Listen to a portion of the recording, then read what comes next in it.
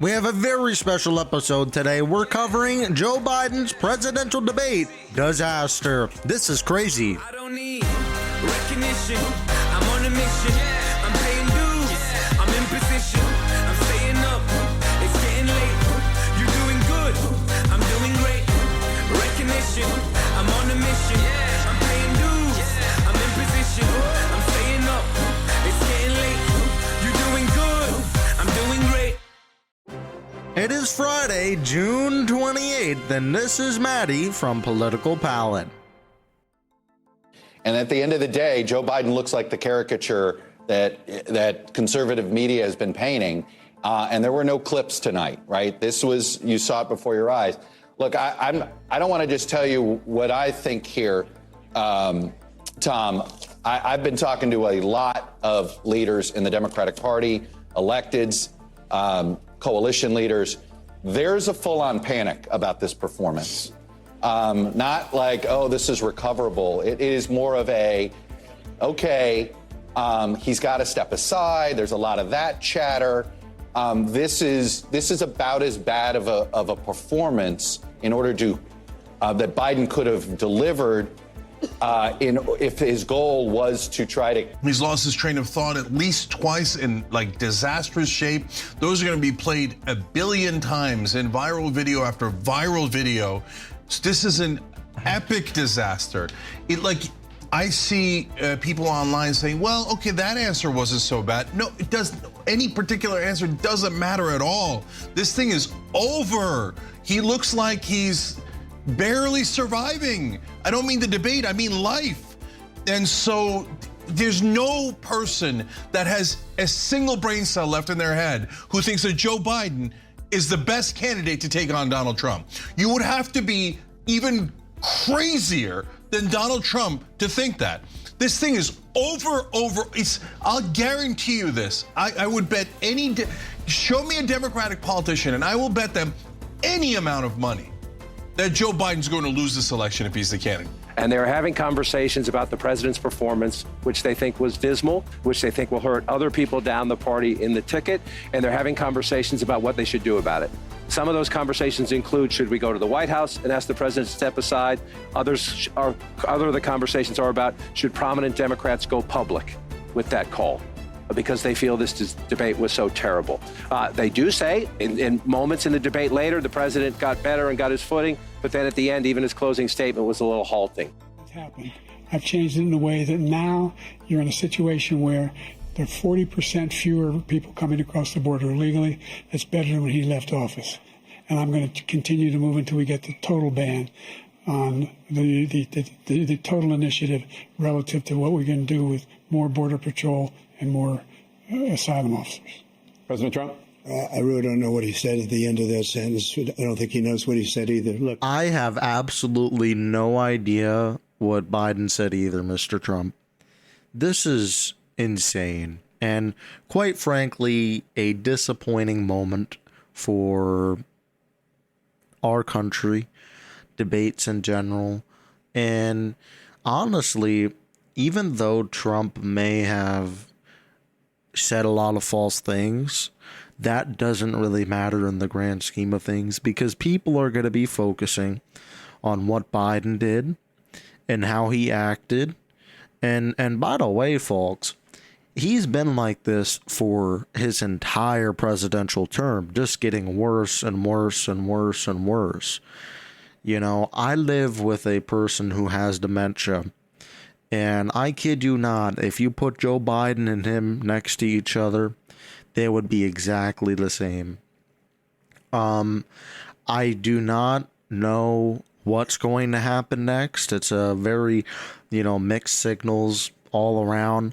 But I will say one thing, which has been the most shocking out of this whole situation, is that the mainstream media, CNN, Fox News, MSNBC, Variety, the New York Post, the New York Times, Wall Street Journal, all of these publications have been coming out with articles that are completely slandering and gutting Joe Biden, saying how unfit for office he is and there's serious talk right now about finding a new candidate to replace him. Now, the first person they asked that night was Gavin Newsom. Gavin doesn't want anything to do with it. He thinks Biden is the most fit president for office. I do not know where Gavin's brain cells went or if he was drinking that night, but come on, get a hold of yourself. If we're going to win this election, we're not winning it with Joe Biden versus Donald Trump. Donald Trump is going to secure another 4 years in office, no problem. And as of the recording of this episode, former President Barack Obama came out and said that he supports Joe Biden, he supports the campaign, and he thinks that he should continue to fight on. And he said that one night does not describe the entirety of his presidency. The Biden campaign themselves said that they're ready for a second debate to happen. They already want to go forward and push forward. But I mean, I just feel like this is so tone deaf. I mean, if you're one of these donors who has poured $100 million plus, I mean, some of these donors, Michael Bloomberg, I believe, put $200 million into Biden's campaign. I mean, if you're him, are you really going to feel confident putting more money behind a guy who, honestly, we don't even know if he's going to win? And I mean, the media has tried to spin this as bad, obviously, which it is, but they've also tried to spin this as, well, you know, Trump said a lot of lies and he didn't do everything correctly, and, you know, he's still a bad person, he's still a threat to democracy, you know, we need the better person here, which is now the new kind of the thing that they're pushing, you know, across all of their little sources here.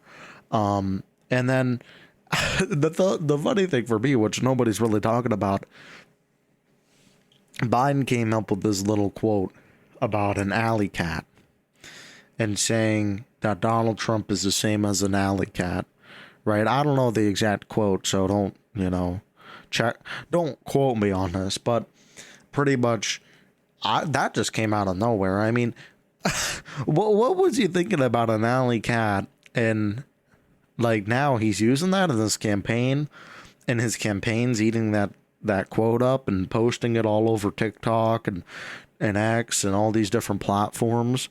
I mean, I don't know what's going on there. I mean, that's kind of crazy to me. And then there's some other people who are like, oh, well, you know, it wasn't that bad. It could have been worse, you know, but Trump was the worst person on stage, right?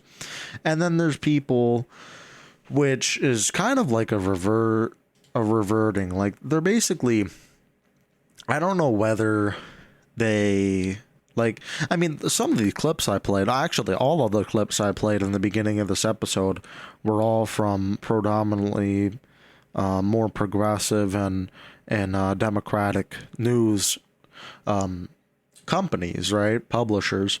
And pretty much you could see their negative tone toward Biden, and that continued throughout the whole talk after the debate, post-debate. Well, as of today, I feel like someone was like, whoa, you know, you can't be stabbing Biden in the back that quickly, you know, because now we got news sources who are like, oh, well, undecided voters say they now support Joe Biden after debate, right? Newsweek just posted about, I'd say, a few hours ago, and as of this recording, they said a group of undecided Latino voters said they would vote for President Joe Biden after watching his Thursday night debate with former President Donald Trump.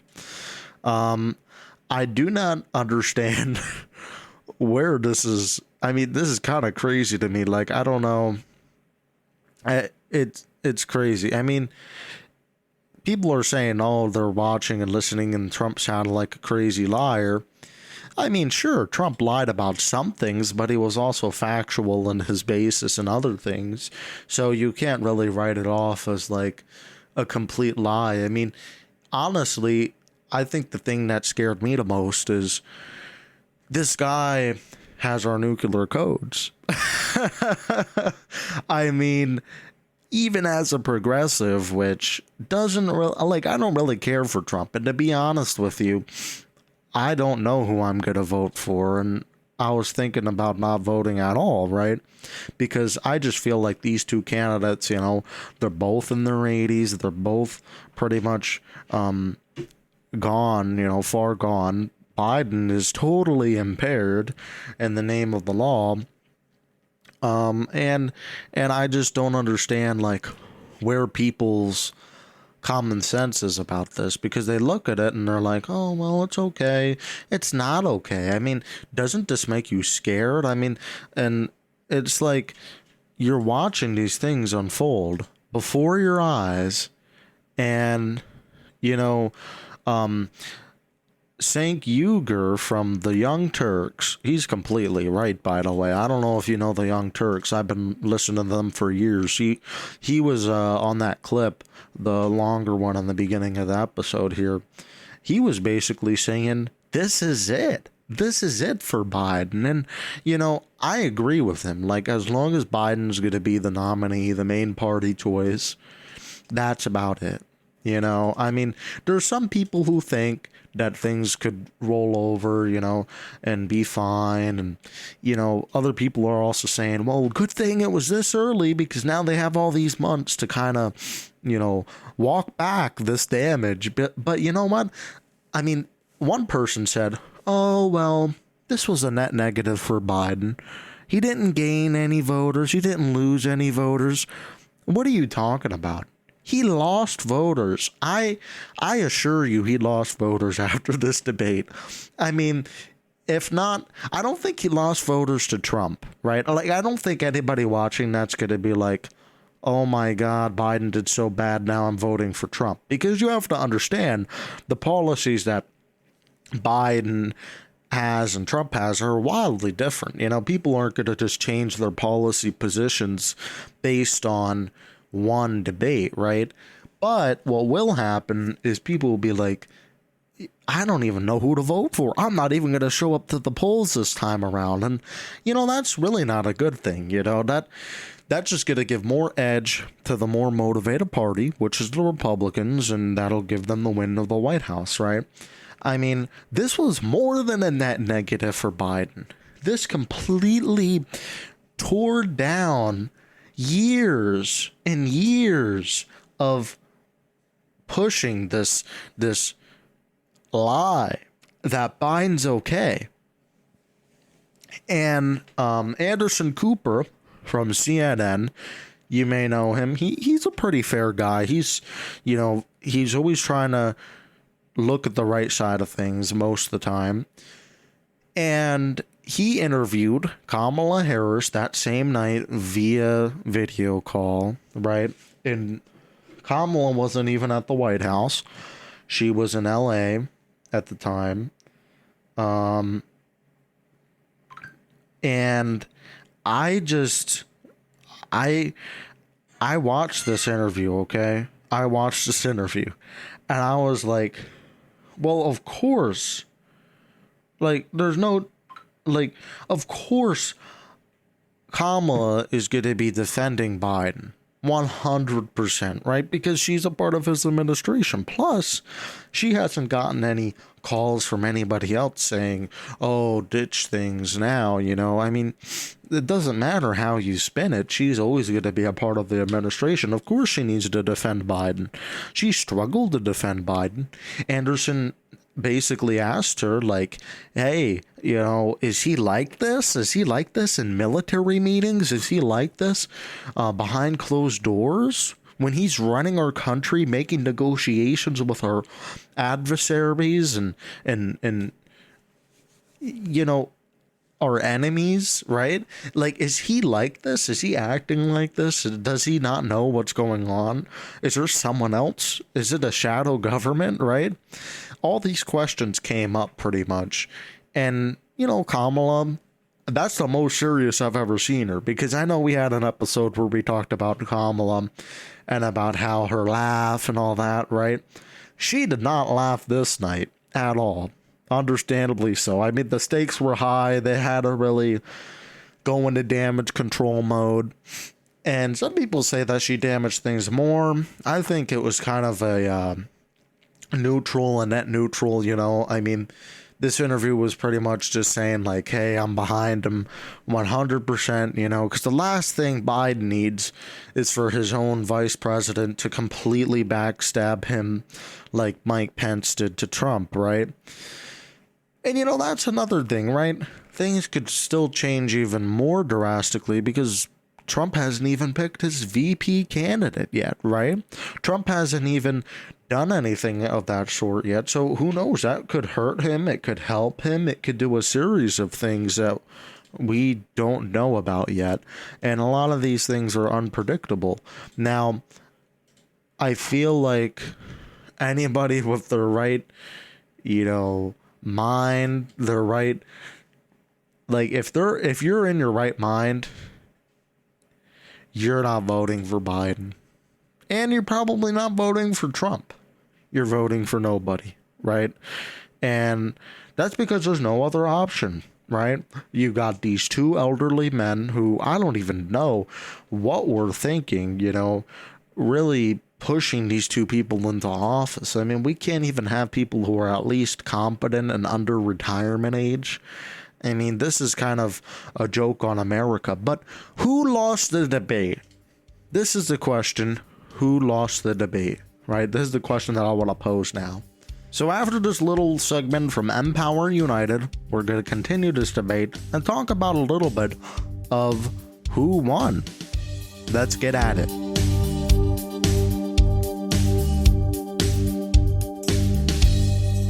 Discover Empower United, a beacon of hope and empowerment for LGBTQ+ youth. We are dedicated to providing the support, advocacy, and resources necessary to uplift and inspire our community. Our mission is to create a world where every LGBTQ+ young person feels valued, accepted, and empowered to reach their full potential. At Empower United, we offer a variety of programs and services designed to address the unique challenges faced by LGBTQ+ youth. We need your help to continue our vital work. By donating as little as $5, you can make a significant impact on the lives of LGBTQ+ youth. Visit empowerunited.org today to learn more about our programs and to make your donation.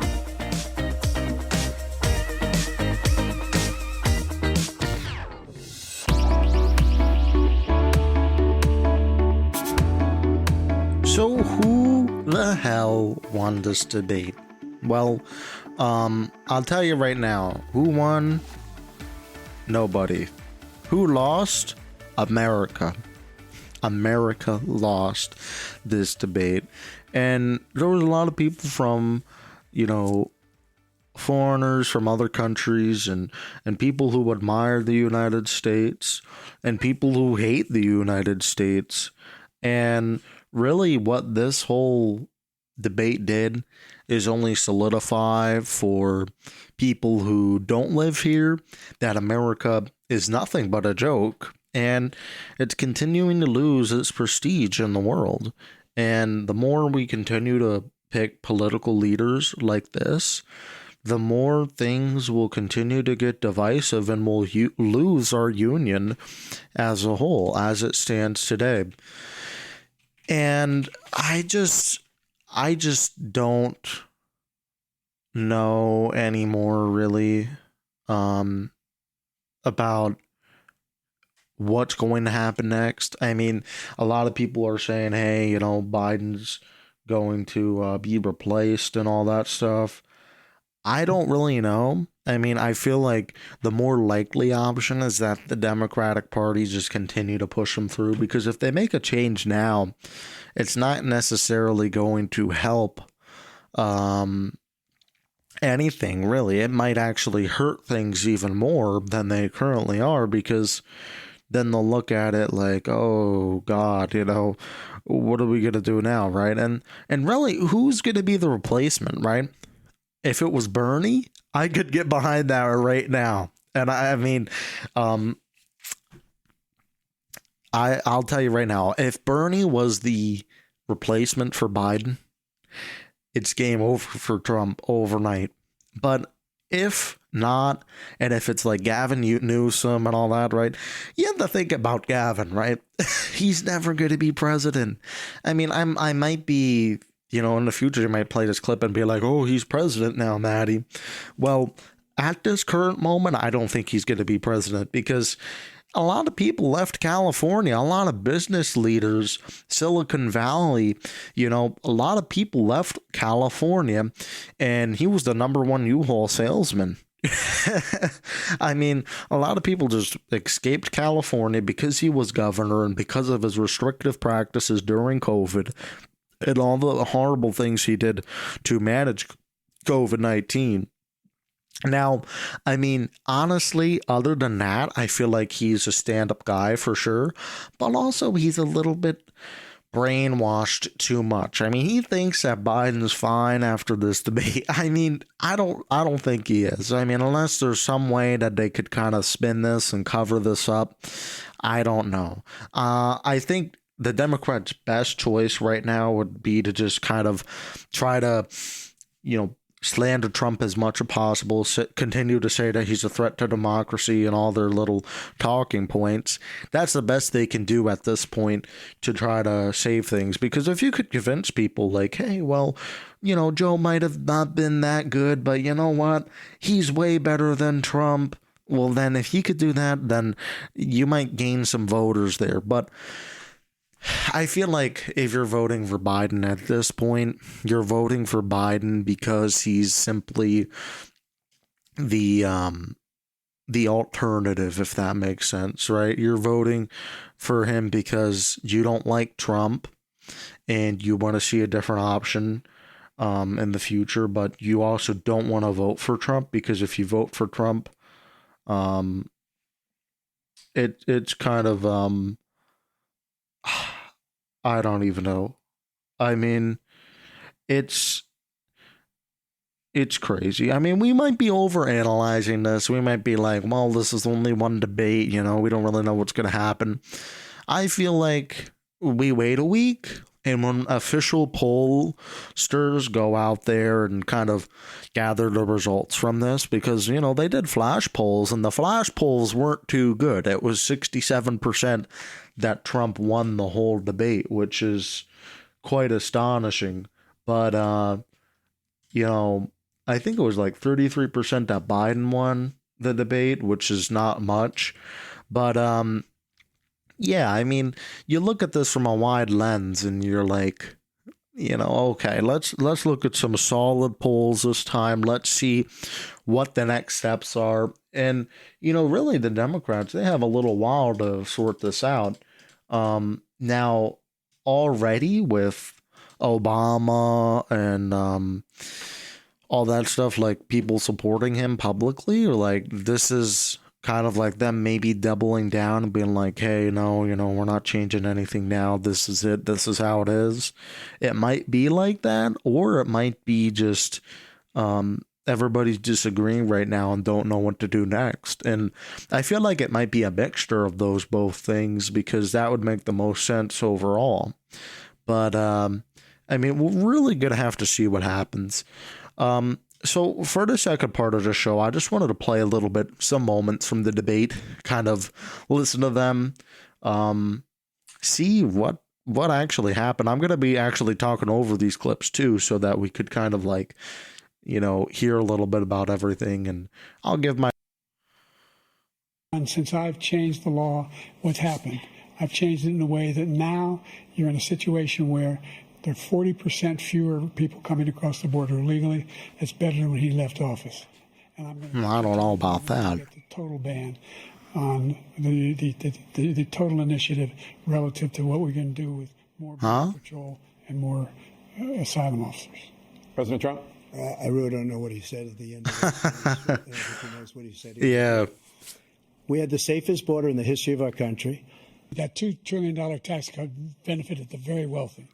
What I'm going to do is fix the tax system. For example, we have 1,000 trillionaires in America. I mean, billionaires. What?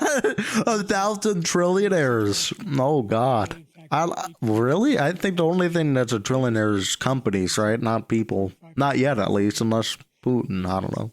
$500 million, $1 billion, I should say, in a 10-year period. Whoa. This is all in the same clip. Make sure that all those things we need to do, child care, elder care, making sure that we continue to strengthen our healthcare system, making sure that we're able to make every single solitary person eligible for what I Solid, huh? With the COVID, with dealing with everything we have to do with, look, Oh, I remember. I saw this part live. He just went silent the whole time. That was it. To death, and he's destroying Medicare because all of these people are coming in. They're putting them on Medicare. They're putting them on Social Security. They're going to destroy Social Security. This man is going to single-handedly destroy Social Security. As far as the abortion is concerned, it is now back with the states. The states are voting. In many cases, it's frankly a very liberal decision. In many cases, it's the opposite. But they're voting, and it's bringing it back to the vote of the people, which is what everybody wanted, including the founders, if they knew about this issue, which, frankly, they didn't. But they would have. Everybody wanted it brought back. Ronald Reagan wanted it brought back. He wasn't able to get it. Everybody wanted it brought back, and many presidents had tried to get it back. I was the one to do it. And again, this gives it the vote of the people, and that's where they wanted it. Just 1 second. He said we killed 3 people. The people we killed are al-Baghdadi and Soleimani, the 2 greatest terrorists in the world. Now, that's true. On everything, not just border, on everything. He's the one that killed people with the bad water, including hundreds of thousands of people dying, and also killing our citizens when they come in. Oh, God. We are living right now in a rat's nest. They're killing our people in New York, in California, in every state in the union, because we don't have borders anymore. Every state is now a border. I went to the World War II cemetery, World War I cemetery. Refused to Whoa. Well, you can't mix up World War I and World War II. Those are completely different wars. My son was not a loser, was not a sucker. You're the sucker. You're the loser. President Trump? That sounded a little childish. Quote, suckers and losers. They made it up. It was in a third-rate magazine that's failing, like many of these magazines. He made that up. He put it in commercials. We've notified him. We had 19 people that said I didn't say it. And think of this. Who would say I'm at a cemetery or I'm talking about our veterans? Because nobody's taken better care. I'm so glad this came up, and he brought it up. There's nobody that's taken better care of our soldiers than I have. To think that I would, in front of generals and others, say suckers and losers. We have 19 people that said it was never said by me. It was made up by him, just like Russia was made up, just like the 51 intelligence agents are made up, just like the new thing with the 16 economists are talking. It's the same thing. 51 intelligence agents said that the laptop was Russia disinformation. It wasn't. That came from his son, Hunter. It wasn't Russia disinformation. He made up the suckers and losers, so he should apologize to me right now. A 4-star general standing to your side who was on your staff who said you said it, period. That's number one. He said, she said, they said. I have to apologize to you for anything along the line. We've done more for veterans than any president has in American history. The crimes that you are still charged with, and think of all the civil penalties you have. How many billions of dollars do you owe in civil penalties for molesting a woman? Billions. I think he owes like 450 million, right? A porn star on the night. Wow. My wife was pregnant. See, this is the part that other countries laugh at us for, like, oh, wow, you got 2 corrupt presidents, one who had sex with a porn star, apparently. Idea that he's talking about all this being fabricated. We saw with our own eyes. We saw what happened on January 6th. We saw the people breaking through the windows. We saw people occupying his own vice president. Look, there's a reason why 40 of his 44 top cabinet officers refused to endorse him this time. His vice president hasn't endorsed him this time. So why? Why? They know him well. They serve with him. Why are they not endorsing him? And by the way, with regard to prescription drugs, one company agreed that they would reduce the price to $35, which I was calling for, one, voluntarily. I made sure every company in the world, every pharmaceutical company, cannot have to pay. Thank you. And by the way, Nobel laureates who talked about being phony. Those 15 Nobel laureates, economists, they all said that if Trump is reelected, Well, this is the part I didn't understand. Like, the American people get to decide who's the worst president by their vote at the ballot box, right? Not presidential scholars, right? They're not the ones who change the world. Voters who have concerns about your capabilities to serve. Well, I took 2 tests, cognitive tests. I aced them, both of them, as you know. We made it. I'd like to see him take one, just one, a real easy one. Like go through the first 5 questions. He couldn't do it.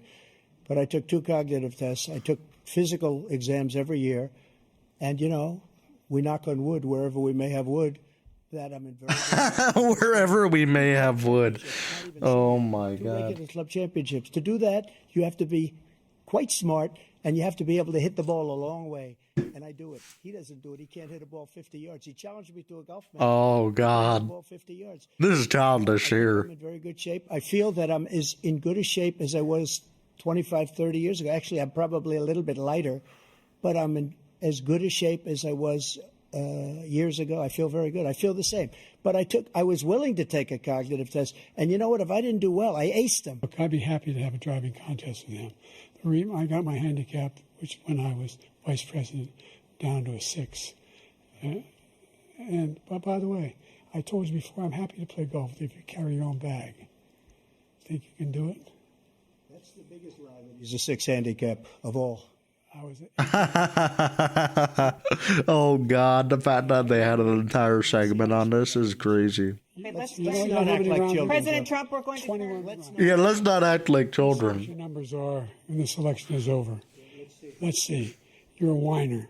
When you lost the first time, you continued, you appealed and appealed to courts all across the country. Not one single court in America said any of your claims had any merit, state or local. None. But you continue to provoke this lie about somehow there's all this misrepresentation, all this stealing. There is no evidence of that at all. And I tell you what, I doubt whether you'll accept it because you're such a whiner. The idea if you oh my God. You can't stand the loss. I mean, he's right about that. Something snapped in Trump when he lost. He kind of went a little bit haywire there. I mean, he basically said that the election was fake, which there wasn't enough proof of that ever happening. And I mean, to be honest, if elections were riggable, then the Democrat Party wouldn't be having as much of a fiasco as they're having right now, right? Now, I did want to say there was a few quotes from some senior Democratic aides who are like high up in the charts here. One of them said that everything is done and they're not going to win.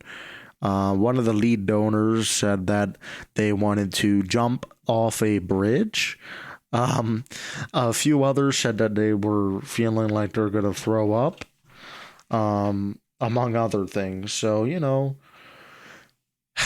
it's not looking good. You know, keeping it blunt, it's not looking good. And I'm not here to, you know, push my opinion or a different opinion, right? I mean, I'm just here to kind of just show the facts. And quite frankly, CNN, I am proud of them for pretty much being honest and straightforward about what they encountered. And they had a pretty tough discussion with Vice President Harris, right? They basically were upfront and blunt with her. They didn't try to skate around anything. They didn't throw her any softballs. They hit her with the hard balls, and she kind of was the one skating around those. So, I mean, if you look at this all in all, it's pretty crazy, you know. I don't know. I mean, I feel like, well, they did say that everyone's deflated inside the White House, and like they said too, you know, what's the quote? I could find the exact quote here. They think Biden's campaign concedes he didn't have the best night, but is committed to second debate with Trump. I'd like to see that. I mean, after this debate ended, I thought that this was it. You know, I thought this was the last debate, because there's no way that the Democrats would want to put Biden on stage again. I mean, he prepared for a whole week for this event and couldn't do it, you know. Now, you know, people say that he's all peppy and everything when he went to his rally earlier today, and Raleigh, North Carolina, right? And, you know, he was peppy. Like, you watch the video, he was pretty peppy, you know. That's how he should have been at the debate stage, honestly. And we wouldn't be having this conversation today. But to be honest, like, he had the scripts, you know, he was reading off the scripts. That's the only thing that kept him, you know, kind of operating. Same thing with the State of the Union. You know, he can't really riff a lot. And if you don't know what riffing is, that's more like going off the script, saying some additional stuff, right? I mean, that's a strategy and something that Trump has always been good at for literally the beginning.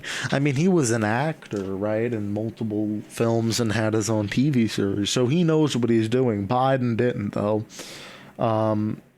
So I don't know.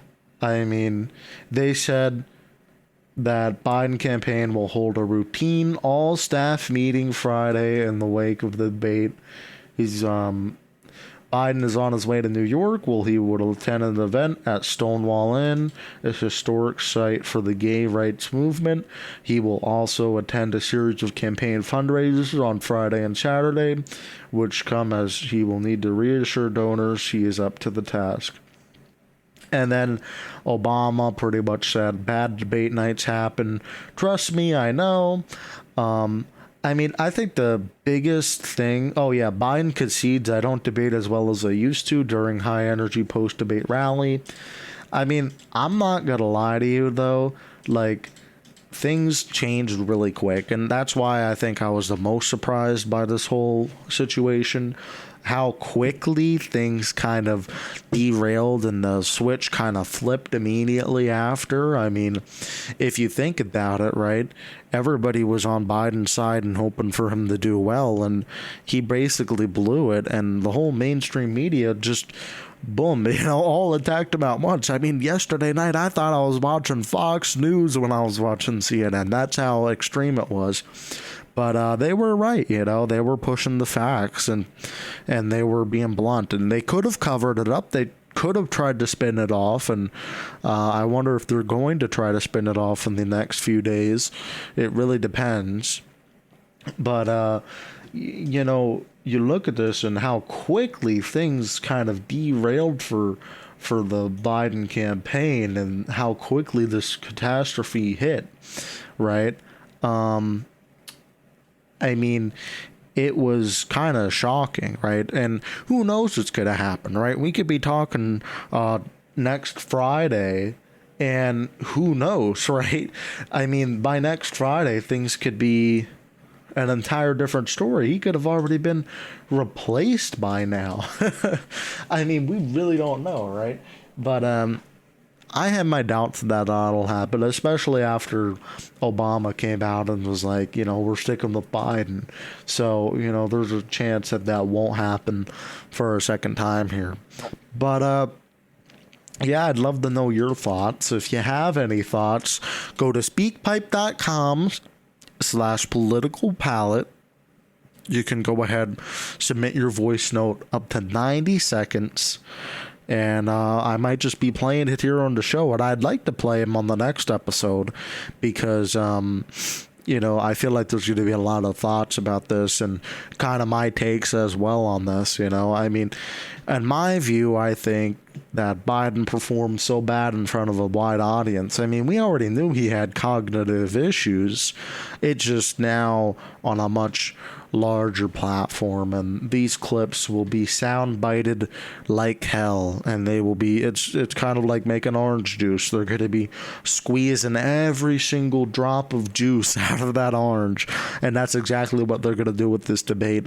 And entire segments will just be played on TV. You know, you don't need to do anything else except for play these clips to kind of tell voters, hey, there's something wrong here. And, you know, I think it scares some people and keeps people up at night when they see Biden, how he acted.